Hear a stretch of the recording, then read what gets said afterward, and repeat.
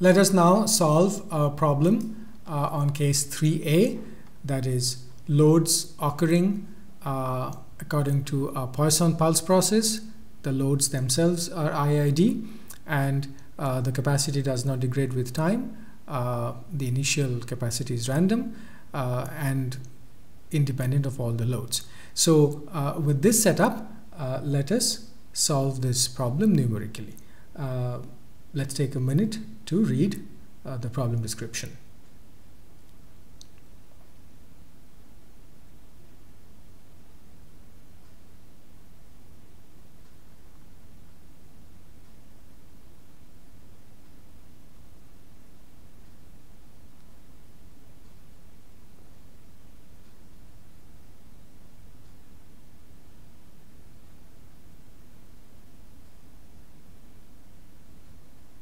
Okay, so we have been given the rate as 1 per month, and the truck weights are Gumbel distributed as we had in example G1.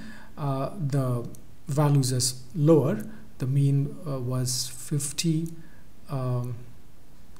before, now we have 30. The standard deviation is 12, and the bridge load is as before. We need to find the reliability function and the hazard function. We ended the discussion on the reliability in the previous slide as an expectation of the quantity exponential minus lambda t f bar of q evaluated at C0 being the random capacity. So it boils down to a simple one variable problem, and it can be quite simply evaluated by generating values of C0 from its distribution and then choosing the values of a t basically, and that would give us the reliability as a function of time. We can differentiate this. It's easy to differentiate an expectation, both being linear operators. So we can find the PDF of the time to failure as you see on your screen, and we can divide that with the reliability function to get the hazard function, which is one of the tasks here.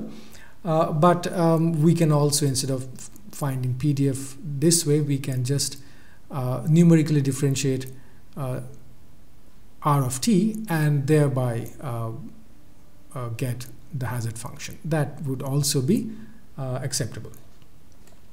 So let us now go through the steps through the Matlab code, how to estimate this expectation to compute the reliability, and then we'll just discuss the results.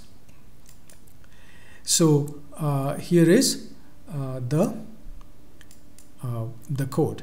So let's go through step by step. We define all the parameters of the problem, the total time duration, the duration of delta t that we are going to use, the time steps, the values of the load parameters, the values of the strength parameters, and so on. And we are going to do 100,000 simulations. We initialize all the relevant quantities. So we initialize the reliability function, the hazard function, the density function, the time axis, and so on.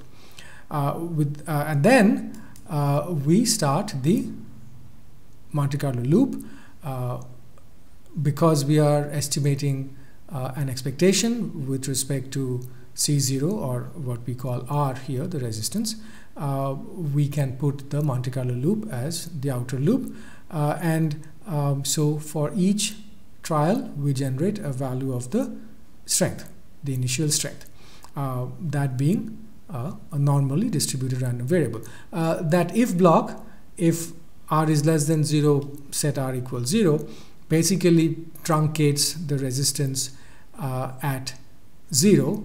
All the negative values are censored. So it's just a matter of preference. I wanted to show you this, that if you are not happy with a distribution that gives you negative values for a quantity that is meant to be positive, you can definitely truncate it this way. But typically it has no significant effect. Now, for each of those r values, for each deviate of r that we generate from the normal, we compute the complementary Gumbel CDF, because that is FQ bar that we need to get. So F bar is 1 minus the CDF, and the Gumbel CDF is the double exponential form that we are very familiar with. So that is done, and now we are ready to enter the time loop. Again, as I said, here we are dealing with just one random variable, so we have put the time loop inside the Monte Carlo loop. It does not hurt. For each value of time, the reliability is the expectation of the quantity exponential of minus lambda t f bar.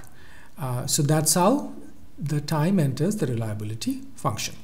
Once we are done, since expectation in the context of Monte Carlo simulation is generating the function many times and then averaging it, so that's what we will do in the end. Once we come out of the main Monte Carlo loop, we divide the reliability thus counted by the total number of simulations, and for each value of t, and that would give me the answer for r of t as t goes from 0 to 60, which is the problem statement.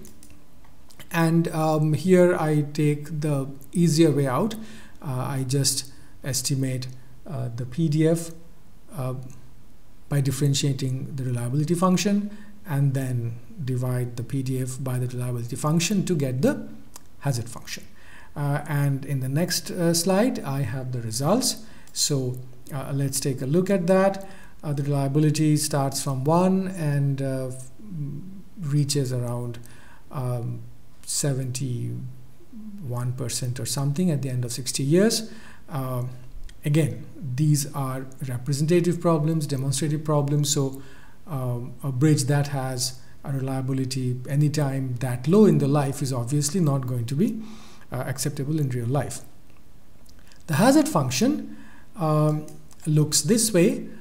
It starts from something like 7 in 1000 per year, and then drops to something like 4.2 or something per 1000 per year. So there would be a question that the strength does not increase with time, loads do not become milder with time. So why is the hazard going down? Why is the bridge less likely to fail the longer it survives? That's what a decreasing failure rate, a decreasing hazard function means. And if you want to think about it, you can pause the video. If you are ready for the answer, then the answer is something like this. Each of these trucks are heavy trucks, and they are coming, and the bridge survives. That's what the meaning of hazard function is. So provided the bridge survives, how likely is it to fail in the next instant? So the more the number of heavy trucks that appear on the bridge and the bridge survives, then they are kind of acting like proof loads. And so I am becoming a little more sure every time that the bridge is good. And that's why with increasing time, the hazard function decreases.